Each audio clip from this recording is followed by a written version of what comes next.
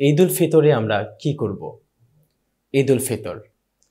ঈদ উল ফিতর মুসলমানদের প্রধান দুটি ধর্মীয় উৎসবের একটি। ঈদ অর্থ উৎসব বা আনন্দ, ফিতর অর্থ বিদীর্ণ করা, উপবাস ভঙ্গ করা, স্বাভাবিক অবস্থায় ফিরে যাওয়া।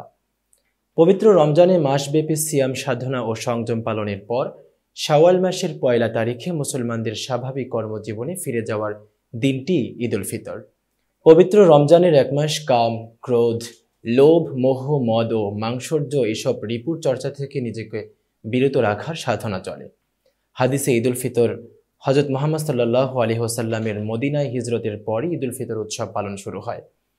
হজরত আনাস রাদিয়াল্লাহু তাআলা আনহু হইতে বর্ণিত, তিনি বলেন, রাসূলুল্লাহ সাল্লাল্লাহু আলাইহি ওয়াসাল্লাম মদিনায় এসে জানলেন মদিনাবাসী বছরের ২টি দিনে আনন্দ উল্লাস করে থাকে। জিজ্ঞাসা করে তিনি আরও জানলেন, ইসলাম পূর্ব যুগ থেকেই এই ২টি দিনকে তারা উৎসবের দিন হিসেবে পালন করে।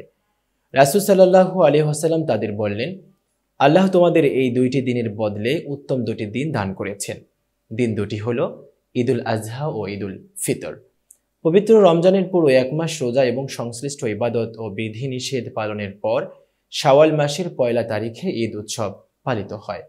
এদিনের কর্মসূচির মধ্যে রয়েছে জামাতে ঈদের নামাজ আদায়, গরিব দুঃখীদের মধ্যে ফিতরা বিতরণ এবং ভালো খাওয়া দাওয়ার আয়োজন।